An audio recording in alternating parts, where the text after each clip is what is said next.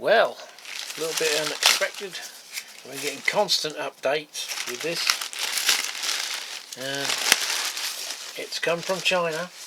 It's quite heavy, and it was free postage, which is unusual because there is a bit of weight there. Now there should be in here somewhere. There's one item. There's the other. And quite hefty looking blades, which should give you a clue as to what's in the box, because I bought these as a couple of fine blade spares. One's 65mm, the other's 68. Now I saw this on eBay. It's the only one, and it was, I think, 75 or 77 pounds.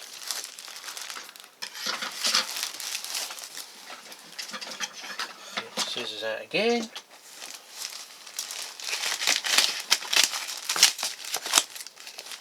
And it was shipped from China as well. Can't remember whether there was postage on top. That was the only one I could find. There were some other machines that were more comprehensive, as in they were fitted with chucks and grinding discs and things. More stuff I didn't need. So get those out of the way. We'll come to them bits in a minute. I had to go for the Euro model with a 2-pin plug, which again, not a problem. I've got the plug adapters.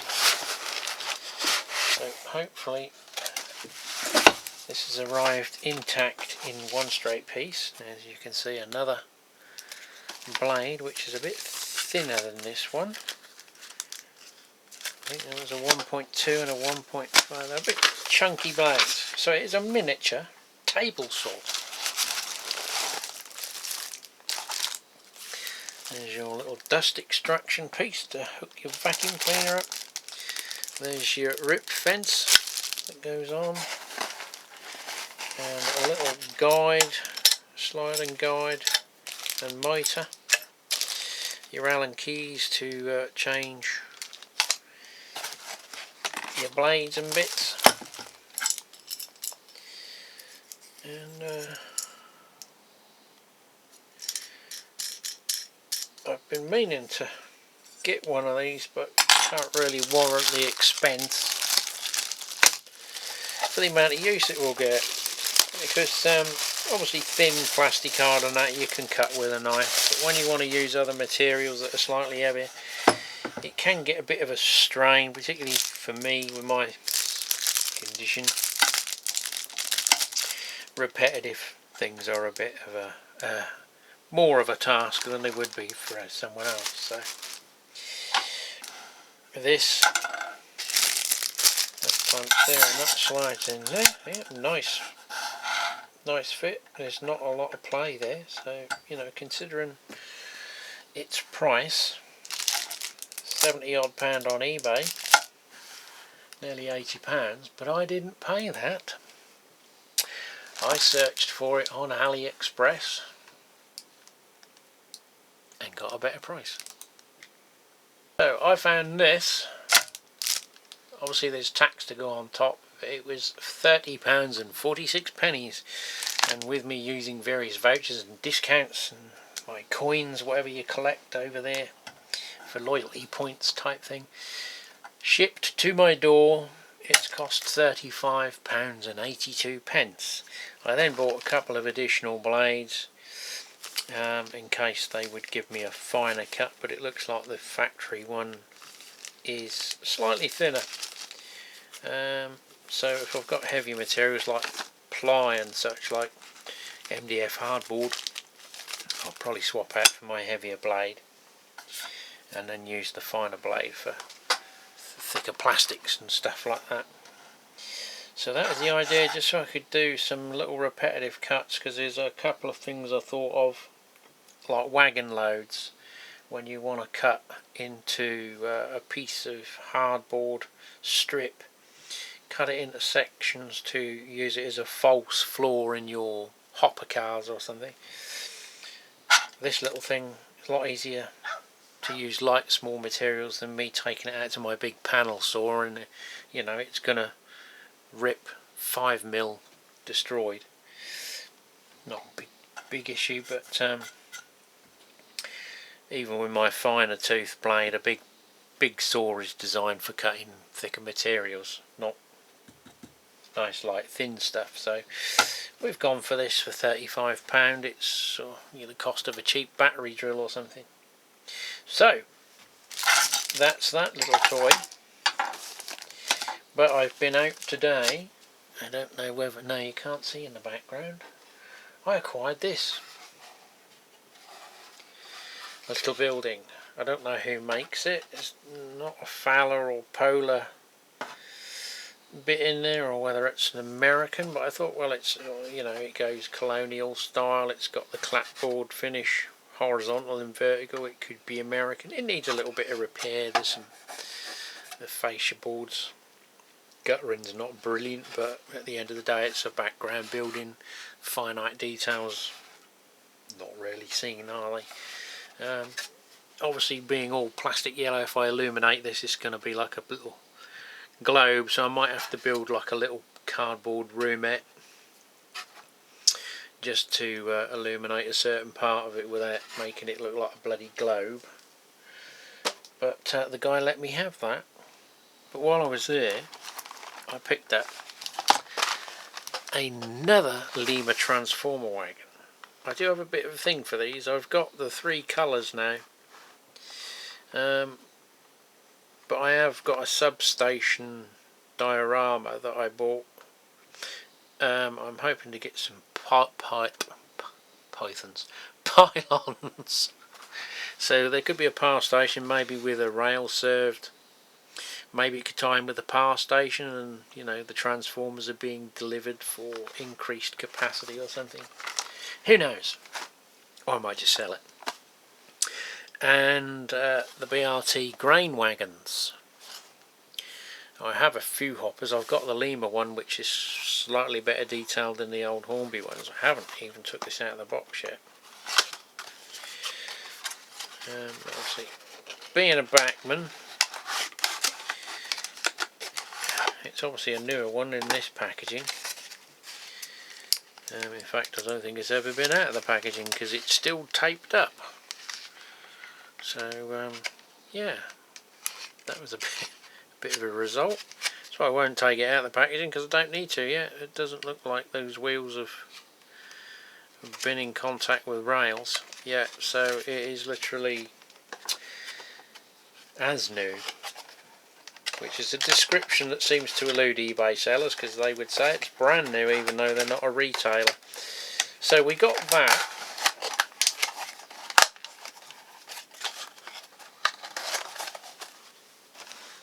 And that.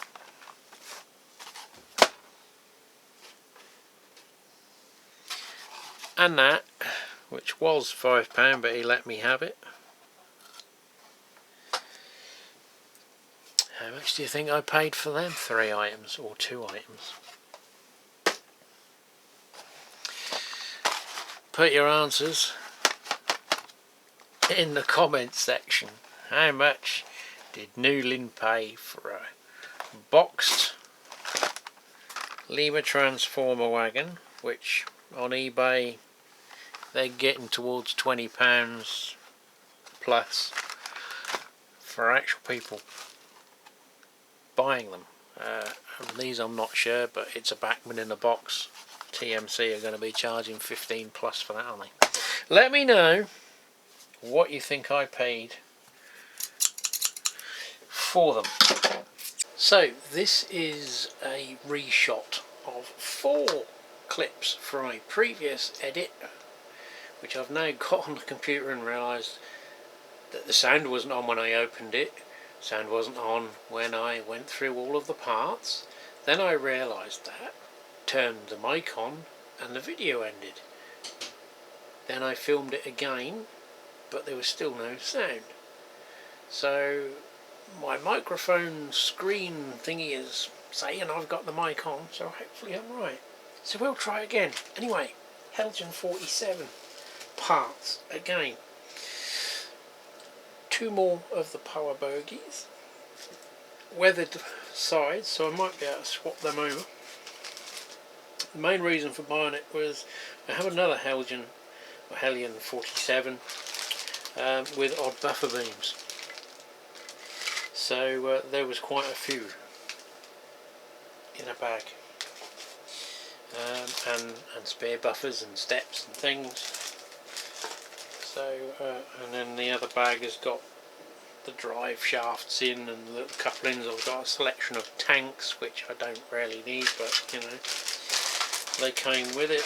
There's some labels to change the numbers, and some more buffer bar detailing parts and bits. So that was that one. That's a reshot. Our delicate little modern locomotives and model buildings. I bought this little brush. It was bigger than I was anticipating, but it is quite soft, almost you know, makeup brush softness. It was 74p. I chucked it on my order with one of the old Chinese AliExpress orders, and it came in about 10 days. But behind it, closely behind it, was this lot, which, for a big bag, that one's nothing to do with modelling really. It is a mat that they actually advertise for catering to catch the spills and whatnot.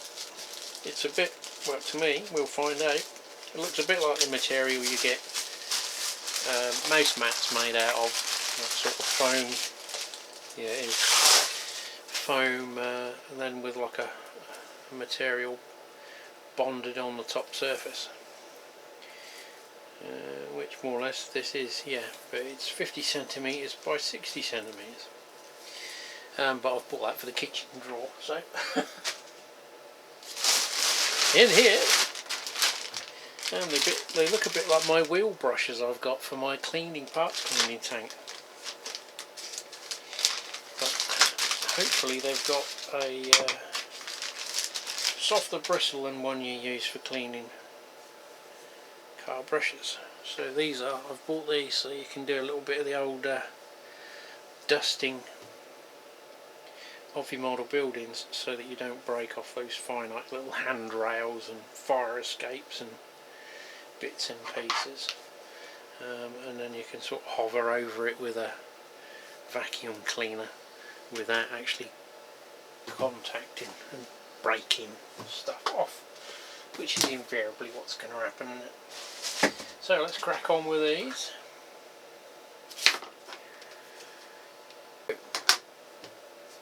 More coal hoppers, but not English ones. These are American ones. And not only that, they're Norfolk and Southern ones. Rocking horse doo-doo. They are quite large, 4-bay coal hoppers. They have made a load in them, although they forgot to paint the cardboard black before they stuck the coal in. So they might need a little bit of enhancement, but nothing major. I'm literally inspecting them as is.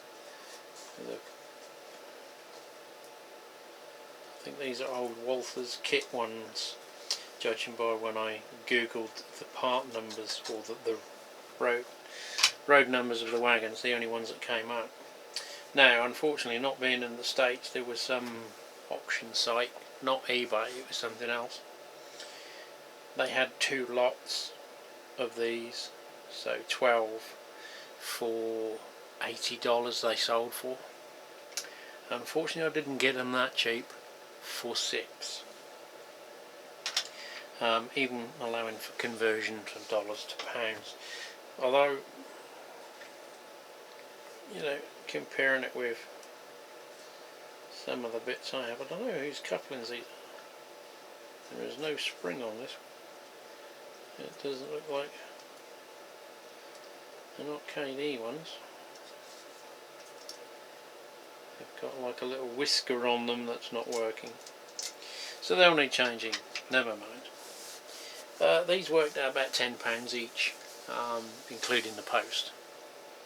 So about mark kit ones are normally about £7 to £10 over here if you get a roundhouse or Atherm blue box. So they're not too bad. Probably someone had them in a club, judging by the dots of paint underneath, so they didn't mix them up with someone else's. I don't know why people build them and don't paint the metal chassis bar. So that would be another disassembly and just titivate them a little bit. So they were a good score. Again, like I've said before, Norfolk and Southern rolling stock is not the most prolific in the UK, so it doesn't turn up that often, and then obviously there's a few people chasing it. Sometimes it can go a little bit more than its CSX counterpart or whatever, but yeah, I don't think for £10 each they were out of the way. It would have been nice if there had been someone else not bidding and I would have got them a bit cheaper. But staying on this theme, one moment.